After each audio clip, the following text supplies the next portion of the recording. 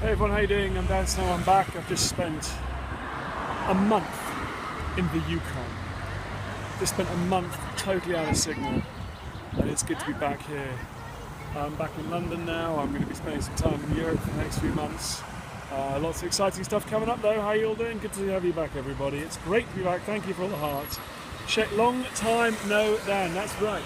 Check this out, I'm bringing you back with one of the most beautiful sights in London on a beautiful summer's evening. Midsummer's evening, in fact, guys. Midsummer's evening. Check it out. Everyone. Hey, how you doing? That, everyone, is a John Nash Terrace. It is totally Regent's Park, which I'm going to take you into now. This is called Regent's Park, right? Because it was built by the Prince Regent. The Prince Regent had it built. The man who became George IV. George III's son. George III, as we all know, was mad, so his son became regent in his place. Down the man. Good to see. Thank you so much, everybody. It's very, very nice to have all your comments. Here you go, people jog in here. This, guys, if you're living in the US, is like one of London's biggest and best urban parks. It's a royal park. First day of summer. I'm just taking you in here now to show. I've showed you the beautiful John Nash Terrace, the early 19th century buildings. This was built as the first suburb. It was very grand.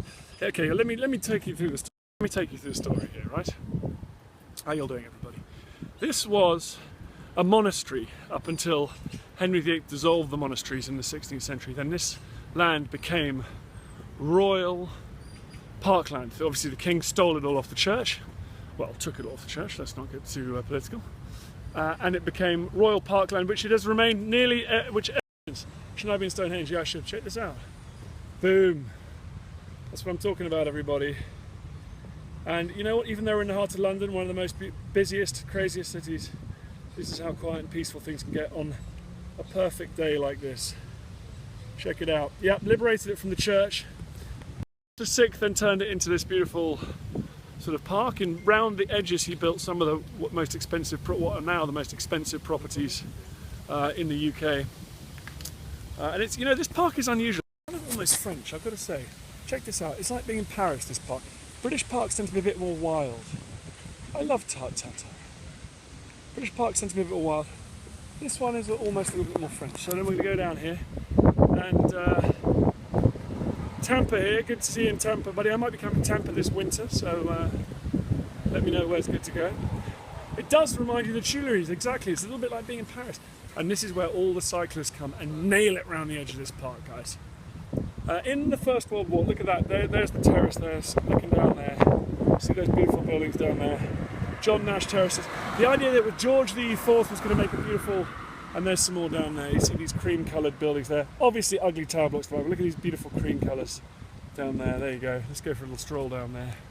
So the idea was that George IV, the Prince Regent, was going to have a massive palace here, and all his aristocratic buddies were going to have palaces and villas all around here. That never really worked out, but grand people did buy houses on the edge of this park, and it turned into one of the best neighbourhoods in London. These buildings cost tens of millions of pounds, tens of millions of dollars today. So, and I will show you some beautiful buildings now. We're just getting to the edge of the park here. Check it out. Listen, guys, it's good to have you all here on this.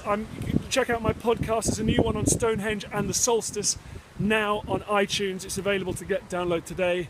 I'm pretty proud of it. We were allowed inside the Circle of Stones. Check it out, and I'll be posting pictures on my Twitter and Instagram later today. But this is what I'm talking about. Look at these buildings here, guys. Check it out. It's absolutely beautiful. Oh, I almost walked into a lamppost. There you go. Beautiful cream buildings.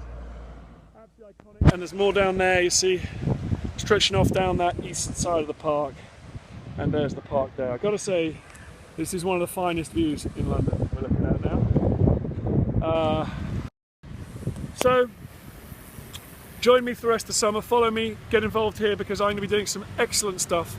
We're looking at castles, stately homes all around Britain and the UK. I'm going to Italy. It is Mary, you know what, it's very Mary Poppins. I think Mary Poppins is actually set around here, that's a very good point. Where else am I going to be? I'm going to be in Germany, I'm going to be in Poland, I'm going to be in all sorts of places, so check it out. It's good to see everyone be back, and I hope you've enjoyed this one. See you later, guys. Bye-bye.